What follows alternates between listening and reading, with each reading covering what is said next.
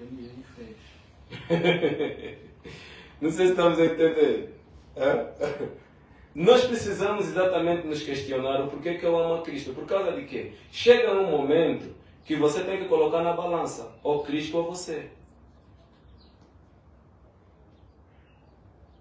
Ou matas Cristo ou morre você. Certo? O povo judeu também chegou a um momento que tinha que tomar essa decisão, certo? Ou Cristo ou Barrabás. O povo escolheu a quem? Barrabás. Mas por que eles escolheram Barrabás? Se eles viram as ações de Cristo. A educação que eles receberam. Vamos ver aqui. 8, verso 30 de João. 8, verso 30 de João. Dizendo ele estas coisas, muitos creram. Amém? Pois. Você disseram amém por quê? Muitos creram. Porque muitos creram, sim. Amém. Porque o que nós queremos é que muitos creiam em Cristo, certo? Mas Cristo não ficou contente. Por que Cristo não ficou contente? Porque eles ficaram convencidos, mas eles não tinham sido convertidos. Eles ficaram convencidos porque tudo o que Cristo falou tinha lógica. Tinha lógica. Não, não tem como. Seria muita ingratidão. Isso está claro. Está claro. E nós muitas vezes falamos isso. O nosso amém, muitas vezes, assim é. Concordo. Está claro.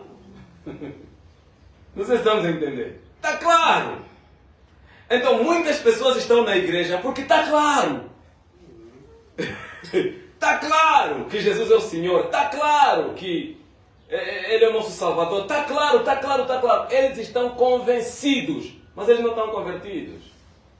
E a convicção sem a conversão, meus amados irmãos, é nada. É nada. Muita gente acredita que o sábado é o dia do Senhor, mas não está convertido nessa verdade. Porque o indivíduo que está convertido nessa verdade, ele é capaz de jejuar no sábado. É capaz de jejuar no sábado. Porque ele está convertido nessa verdade. O que está convencido, ele é capaz de engomar uma camisa no sábado de manhã. Ele é capaz de engomar uma camisa na sexta-feira à noite. Ele está convencido. O sábado é santo. Mas ele não está convertido. Quem está convertido, ele vive a verdade e prefere morrer do que pecar. Então, quando nós começamos a negociar com a verdade, nós estamos convencidos. É certo que você é verdade, mas vamos lá ver uma coisa. Eu estou numa circunstância apertada, então eu tenho que negociar contigo, que é para ver se eu te transgrido só um pouco e depois volto mais a te obedecer como era. Quer dizer, não dá, você não negocia, sabe? A pessoa que está convertida, ela não negocia com a verdade. Ela ou morre ou obedece. Ela diz, antes morrer do que pecar. Não sei se estamos a entender. Até aqui está a ficar claro para os irmãos? Está a ficar claro? Vejam agora o que Jesus vai falar. Eles creram. Se creram, já está bom. Só que os demônios também creem e tremem. Então Deus não quer apenas que você se convença de que Ele é Deus. Ele quer que você se converta nessa verdade. Veja. Jesus dizia, pois, aos judeus que criam nele, ok? Agora se voltou unicamente para esse grupo específico. Vocês que creem em mim, vocês. Eu devia ficar contente, mas não estou contente. Não estou contente. Então ele diz assim: se vós permanecerdes na minha palavra, verdadeiramente sereis meus discípulos. Verdadeiramente. Quer dizer que eles eram o quê? Eram falsamente discípulos. Então, o indivíduo convencido é um falso discípulo. O indivíduo convertido é um verdadeiro discípulo. Isso está claro? Para os irmãos também bem claro. Sim. Quando o indivíduo está convertido, a verdade é algo todo absorvente para ele. Ele prefere perder dinheiro para que a verdade prospere do que ganhar dinheiro. Isso é importante estar na nossa cabeça. Quando nós formos convertidos pela verdade, nós vamos nos sacrificar, vamos nos gastar e gastar pela verdade. Mas quando nós estivermos apenas convencidos, nós vamos argumentar, vamos arranjar desculpas quando a verdade exigir de nós sacrifício. Veja. Cristo disse, se vós permanecerdes na minha palavra, o que faz o indivíduo permanecer na palavra? É a convicção ou é a conversão? Conversão. Conversão. Conversão. Conversão. Conversão. Nós temos que pedir conversão, irmãos. Isso é muito importante para nós. Verdadeiramente sereis meus discípulos. Então o verso 32 diz, e conhecereis a verdade, e a verdade vos libertará. Quando é que a verdade liberta uma pessoa? Quando a pessoa está convencida ou quando está convertida? O diabo está convencido da verdade? Ele está. Porque a Bíblia diz que ele conheceu a verdade, mas não se firmou nela. O que faltou é conversão. Não se firmar na verdade, não permanecer na verdade é o quê? É não obedecer a ela. É não obedecer. Quando você não obedece, você foi convencido, mas você não foi convertido. Estamos a entender? Sim. Quando Jesus disse que pelos seus frutos os conhecereis, ele estava a dizer exatamente isso. Que as ações de uma pessoa mostram se ela está convertida ou está convencida. Deu para entender? Eu não sei quem está sentado aqui, né, que está convencido e quem está sentado aqui que está convertido. Mas cada um deve fazer um exame através dessa mensagem. Porque é muito grave quando nós estamos apenas convencidos e não estamos convertidos.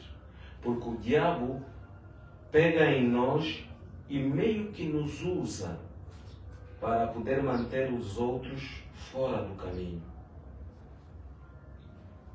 Fora do caminho. Quer dizer, existem aqueles que estão fora do caminho, mas não vão distante do caminho. Eles estão fora do caminho, mas estão a seguir na mesma linha do caminho. Mas eles não estão no caminho. Eles estão a acompanhar assim a distância ao caminho. Está vendo? Estão no caminho é aquele, mas eu vou andar só aqui. O caminho é aquele, mas eu vou andar só aqui. Irmãos, não é correto. Dá a sensação de que você está no caminho, mas você não está no caminho.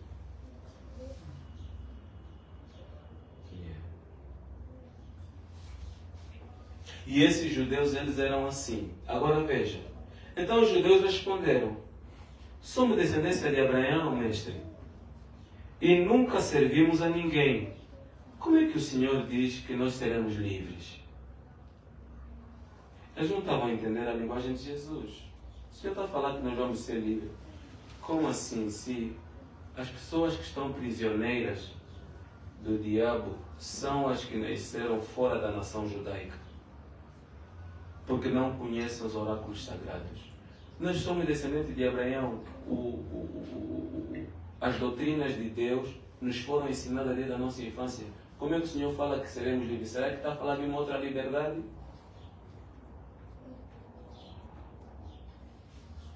Irmãos, escutem só. O que eu quero falar para vocês, Paulo falou muito bem. Vamos só ainda para Romanos, depois vamos voltar para esse texto. Não fechem esse texto. Coloquem só o dedo ali. Vamos só para Romanos bem rápido, para ele nos falar um pouquinho acerca de como é o convicto e como é o convertido. Romanos 2, verso 11. Verso 11. Porque para com Deus não há acepção de pessoas. Certo? Deus não faz distinção de pessoas. como é que Deus encara as pessoas? Como é que Ele julga as pessoas? Muito simples, veja. Porque todos os que sem lei pecaram, sem lei também perecerão. E todos os que sob a lei pecaram, pela lei serão julgados. Verso 13. Porque os que ouvem a lei, está aqui o texto que eu queria.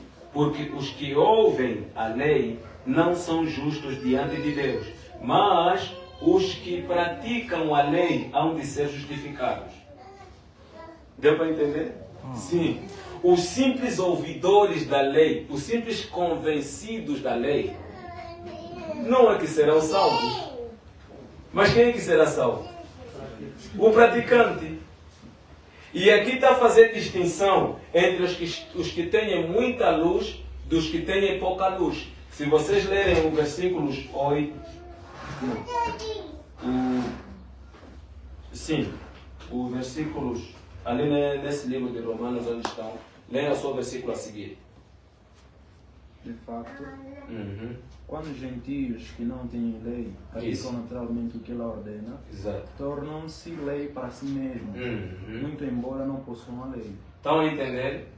Os indivíduos que não têm a luz que o judeu tem, quando vivem o pouco de luz que possuem, eles se tornam lei para eles mesmos. Quer dizer que Deus vai preferir o indivíduo que quase não tem luz, mas vive o pouco de luz que tem, do que o indivíduo que tem muita luz e não vive a luz que ele tem. O que nos engana nós como adventistas do sétimo dia?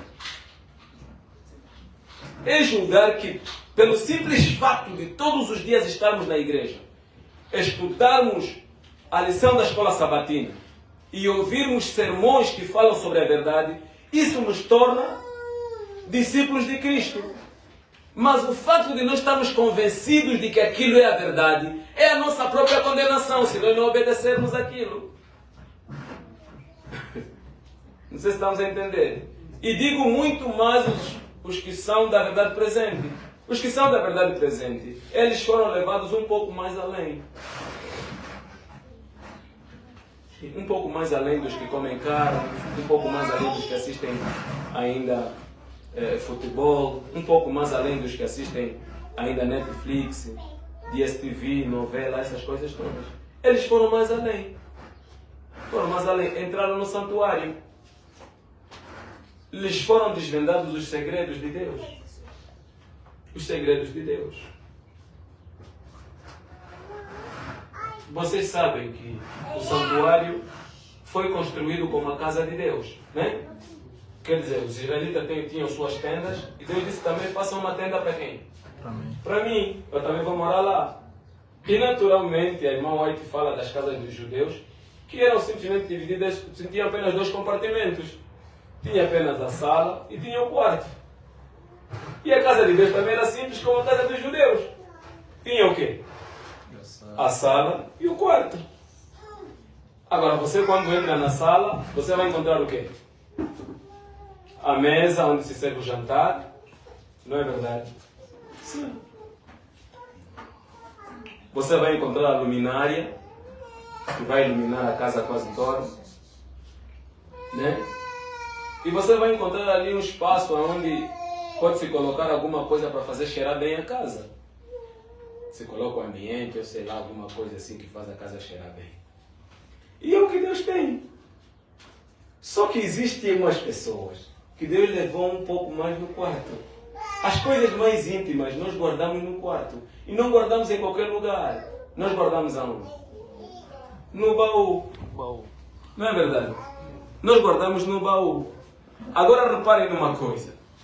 Se nós guardamos no baú, então Deus está a nos revelar as coisas que estão no baú. Devíamos ser nós os que devíamos viver de maneira mais íntima. Entre os irmãos de um homem e a esposa de um homem, quem é a pessoa que conhece as coisas mais íntimas do homem? Hã? É a esposa. Certo? É a esposa. Os irmãos nem têm direito, às vezes, de entrar no quarto. A esposa tem todo o direito, não é verdade? Sim, a esposa tem todo o direito. A esposa de Cristo, a quem Deus revelou os seus segredos mais profundos, não pode ser traidora. Não pode. Quando nós pegamos as coisas do mundo proibidas por Cristo e colocamos no nosso corpo, quer sejam artigos alimentares, ou artigos de beleza, ou artigos de roupa, ou qualquer coisa, música, não sei o quê, nós estamos a trair Deus, porque Ele nos confiou os seus segredos mais profundos. Essa é a razão pela qual o julgamento começa pela casa de Deus, porque é a casa de Deus que se comprometeu em ser a esposa íntima de Deus. Nós somos a esposa íntima de Deus. Ele nos revelou as coisas guardadas no seu baú. Então nós não devemos sair por aí vivendo como nécios, como tolos, como pessoas que não conhecem nada de Deus. Não, os outros têm direito. Vocês veem que entre Zacarias e Maria, eles tiveram uma coisa em comum. Os dois duvidaram do poder de Deus para fazer uma pessoa ficar grávida. Não é? Só que um tinha luz e a outra não tinha luz. Zacarias tinha luz. Ele sabia que Abraão, com uma idade avançada, teve o quê? Teve filho. Então a dúvida dele foi uma dúvida voluntária. Ele duvidou sem necessidade de duvidar. Mas já existiu alguma vez uma virgem que ficou grávida? Não. Sem ter se envolvido com homem? Não. Maria tinha razão de quê? De duvidar. Então, a um lhe deram a deficiência de ser mudo. Não é? Fica mudo. Só vais falar quando o neném nascer. Não é? E a outra? Lhe deram qual castigo? Não lhe deram nenhum castigo. Queridos, os indivíduos que têm mais luz, o castigo deles é mais severo do que aqueles indivíduos que não têm nenhuma luz. Nós que nos intitulamos da verdade presente, o nosso julgamento será mais severo em relação aos outros. A quem muito lhe foi dado, muito lhe será cobrado. Queridos, a apostasia, ela primeiramente tem que encontrar um ambiente fértil. Tem que encontrar um terreno fértil. Sementes da apostasia. Falamos aqui do grão. O grão ele frutifica quando encontra as condições, né, necessárias no terreno.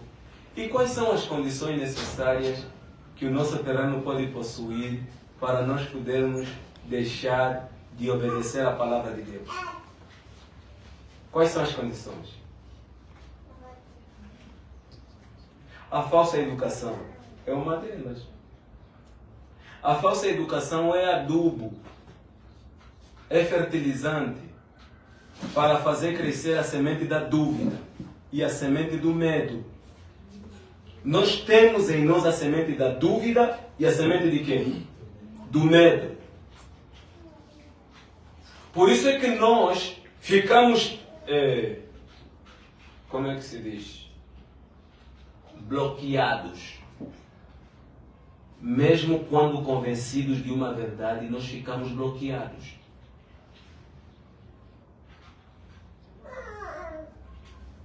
O que bloqueou o povo de Israel quando lhes foi feito o convite para atacarem os cananeus e tomarem Canaã?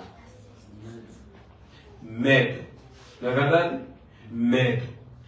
O medo ele pode ser também alimentado. O que bloqueou os judeus de aceitarem Jesus como Messias?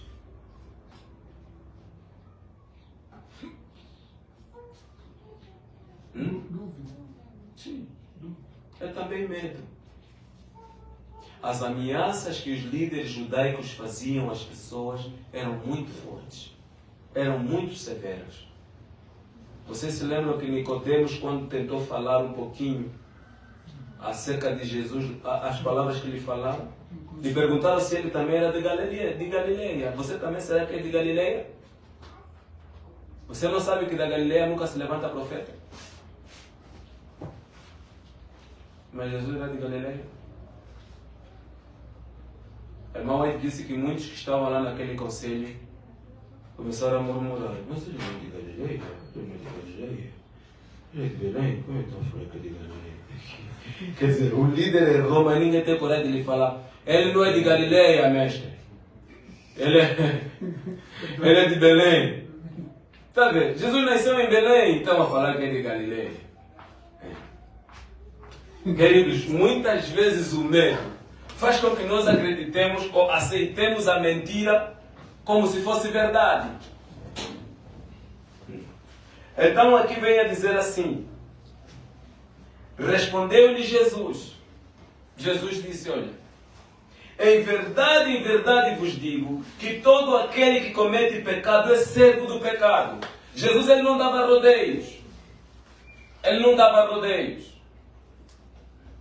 Assim como João, vocês se olharem, a maneira como Jesus falava, é quase a mesma maneira como João falava. Ele não dava um rodeio. Veja só, aqui está a dizer claramente: aquele que comete pecado é servo de quê? Do pecado. Eu pergunto, nós cometemos pecado? Sim. Então, de acordo com o texto, sendo justo ao texto, somos servos de quem? Pecado.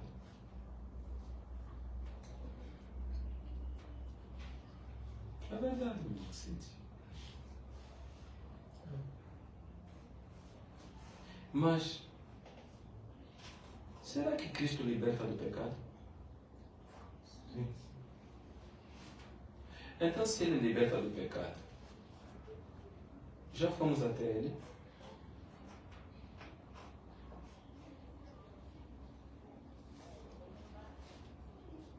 Já fomos até Ele? Sim, já.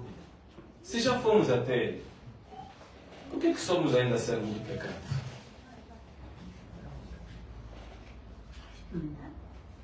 Não sei se os irmãos estão a entender a nossa gravidade. Há alguma coisa que está a travar a nossa liberdade. E temos que saber o que é. Se é o Evangelho que estamos a receber, né? Que está desconectado com o Evangelho de Cristo, ou se é o Cristo que nos ensinaram que é um Cristo errado, ou se somos nós que propositalmente ansiamos se perder. Aqui alguém tem ânsia de se perder? Quantos têm mesmo o desejo assim bem ardente de se perder? Porque eu acho assim, irmãos, se tivermos que ser pragmáticos, para ser mundano, fica no mundo. Né? Sim. Nós não podemos de maneira nenhuma ter um pé numa canoa e outro pé noutra canoa. Né? Não. Quer dizer, Deus é bom, mas Satanás também não é mau. Nós não podemos. Ou somos cristãos, verdadeiramente cristãos, ou somos mundanos, verdadeiramente quê? Mundanos. Por causa de quê, irmãos? A honestidade, ela é boa para quem a pratica. Quando você é honesto, se te perguntam uma coisa, você responde com sim ou com não. Jesus disse que a vossa resposta deve ser sim e não. O que for acrescentado disso procede do maligno. Quando perguntaram para Adão, comeste a fruta? Era só ele falar, sim, comi. Ele não falou. Não falou. Quando perguntaram para Eva, comeste a fruta? Eva devia dizer quê? Sim, comi. Falou? Não falou.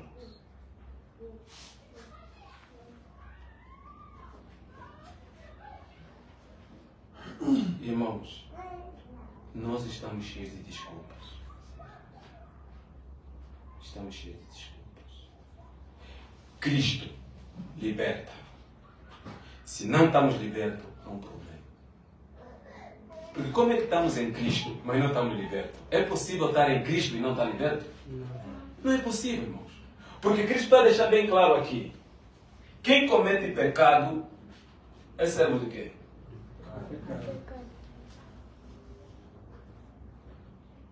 Entendeu? Sim. Depois ele diz: o servo não fica para sempre em casa. O filho fica para sempre. Verso 36. Se, pois, o filho vos libertar, verdadeiramente sereis livres. Quem é que pode nos libertar? Jesus. Agora, para Jesus te libertar, ele pode fazer isso sem o teu consentimento? Não. E o que é que nos falta para consentir? E o que é que nos falta para obedecer? Conversão. Nós precisamos, irmãos, trabalhar pela nossa salvação. É assim. Quando nós descobrimos que algo é contrário à vontade de Deus, nós temos que pegar naquele algo, fazer daquilo objeto de nossa oração. E, se possível for, remover aquilo da nossa vida. Por mais amor que tenhamos por aquela coisa, temos que remover da nossa vida. Se a gente não remove, aquilo se torna nosso Senhor. Nosso ídolo. A gente vai orar, mas a nossa oração vai dar voltas. Porque aquela coisa que ali está na nossa vida, ela vai estar diante de Jesus quando nós estamos de joelho a dizer: você é pecador. Você é pecador. Você não devia estar a orar. Não é isso? A nossa consciência faz isso. A gente está a pedir, mas nós estamos convictos de que não estamos bem com Deus. É por isso que às vezes nós desculpamos. Senhor, na verdade eu nem devia estar a orar, né? Eu não mereço nada de você. E não sei o que, não sei o que. Quer dizer, damos um monte de desculpa para poder embelezar. Olha, eu sei que estou a fazer isso, mas não olha nisso. Não olha lá. Olha só na minha necessidade. Então não vocês estão a entender. Não vocês estão a entender. Eu sei que isso te magoa, isso te fere, mas aguenta só. Aguenta só a dor que eu estou a te causar e me atende. Isso é egoísmo. É egoísmo. Você, quando não quer fazer bem ao outro, mas queres que te façam bem, né? Isso é egoísmo.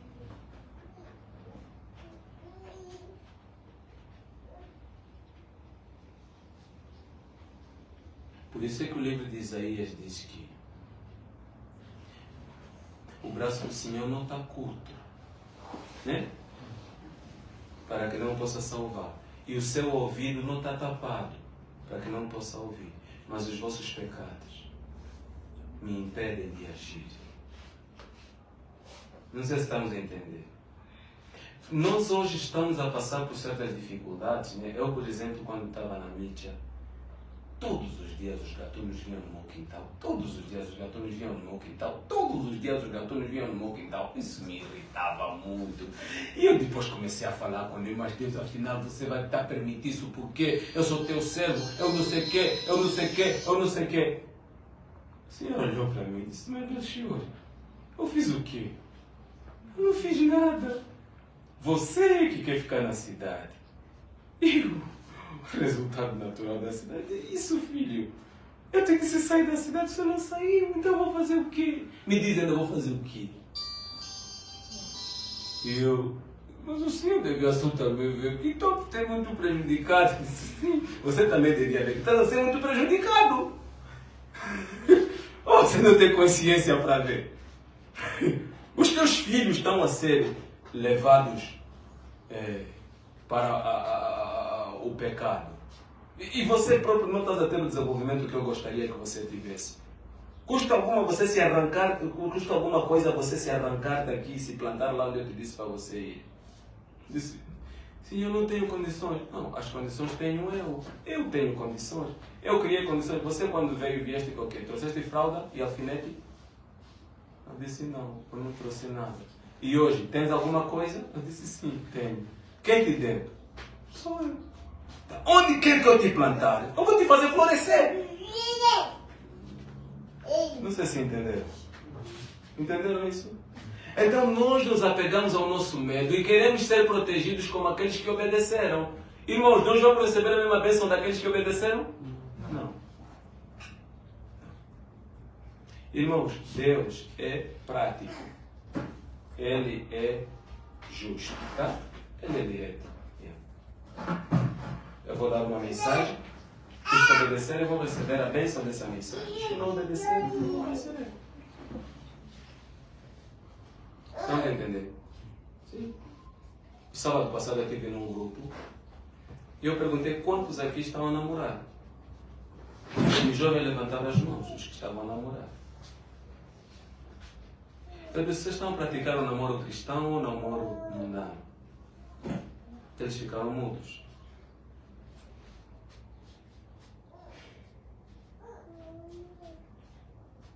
Eu perguntei, quantos de vocês ganham o suficiente para sustentar uma família?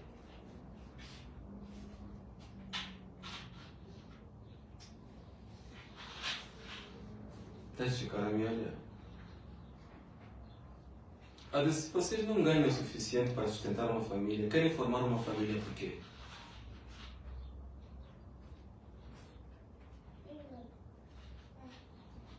Não sei se conseguem entender. Porque quem procura uma namorada, quer formar quê? Quer formar quê? Família come vento ou come palavras de amor? Vocês estão a ver? Hoje nós temos muitos casamentos mal arranjados. Por causa disso, as pessoas não pensam com o lóbulo frontal. Elas pensam por tálamo e hipotálamo. O sistema límbico está mais tenso do que o lóbulo frontal. Você é um ser inteligente. Você não é como um cão que quando a cadela entra no cio, ele a qualquer custo quer fazer filho. Não. Você tem que pensar nas consequências de suas ações. Certo? Então é muito importante. As pessoas estão doentes e precisam de cura. Então, o caminho para a apostasia, ele tem que ter ingredientes. E um dos ingredientes é um coração, quer dizer, mal preparado. Mal preparado por quê? Pela falsa educação, né? E porque também a pessoa não se exercita no bem. Nós temos que nos exercitar no bem. Nós todos os dias temos que ter uma agenda de produzir coisas boas. Todos os dias. Uma agenda de produzir quê? Coisas boas.